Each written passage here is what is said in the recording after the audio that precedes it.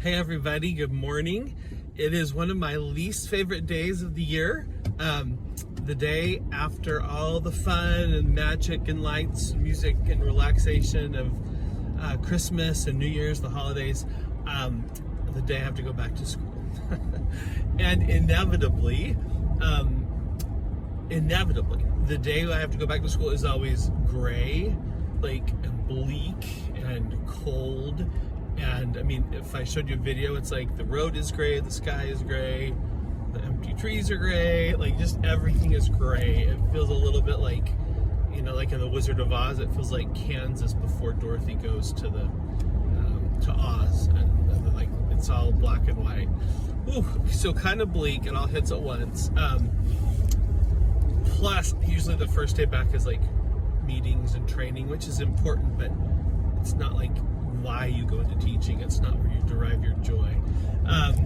Things will be a lot better when the kids come back tomorrow, because I love them dearly and they make me happy, and they just also bring energy and things like that. But here's where I'm not complaining about my job. That's not my purpose. My point is that all of us, even if we have good lives, which I do, even if we have good jobs, which I do, even if we have wonderful families, which I do, we will still have days that are just bleak and yucky, when the world will seem gray and cold, drizzly, just when our life won't seem to be pleasant.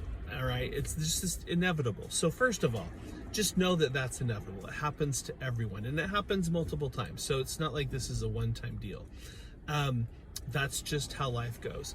Understanding that, first of all, making sure you realize that, so that you don't waste energy thinking something's gone wrong and that there's a terrible thing that's happened, because it's just life, and remembering that can help. But also, here's what I've learned. There's something I've learned about that.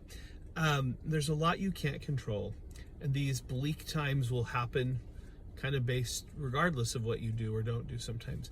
But if you can find what I like to call small pleasures, just little things that make you feel a little better, little routines that just you kind of enjoy and that you can do constantly. Let me give you just a few examples of what I'm talking about. Last year, the winter was very bleak for me. Not the winter itself, just there were things going on that were really challenging, and I just needed an extra little boost. So there's a gas station on my way home that you can get, they have a hot cocoa machine, but they also have lots of different creamers and flavorings and whipped cream and stuff like that. So I would go on my way home, usually just once a week, often on Monday night, because Monday was the hardest day to get in.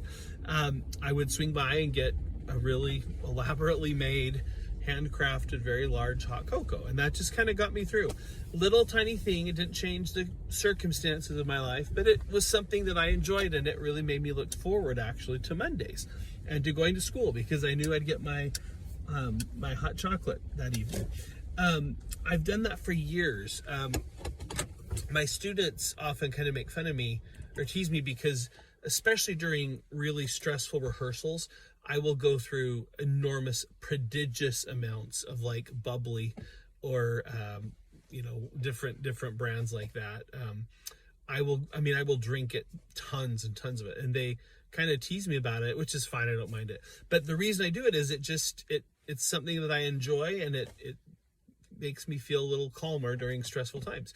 I once had to go and chaperone a trip to Washington, D.C., and I've actually did it for many years, and it was, the first time was very overwhelming. I didn't know what to expect. They're all, in charge of the safety and well-being of all these kids. I found there were little times and places, though, where I could go and take my laptop, and during a lunch break, for example, I could go find a little quiet nook. I actually found little nooks in the Smithsonian, and I found little nooks in a huge cafeteria in the bottom, I think, of the Commerce Building. And I just found little nooks and places where I could go and do some writing. And even just doing it in small increments made me feel better. Likewise, on long bus trips for field trips that I'd have to chaperone, I would bring a notebook, a binder with like my current novel, and I would go through and I would work on my novel, like editing it and proofing, that sort of thing. Anyway, all that to say is, and I could go on and on and on, but if you can just find little things. So first of all, when life is gray and bleak, don't worry. Nothing's gone wrong. This is how it goes. It'll be better. But find something little. Find a small little pleasure, something you can do that's inexpensive and not terribly time consuming. Just one little thing that makes you feel better. And I think you'll be surprised at how big an impact that can have. I do want you to be happy. I love you. I'm sending you my very best. You're incredible. You're amazing. And I'll talk to you later. Love, your Internet Grandpa.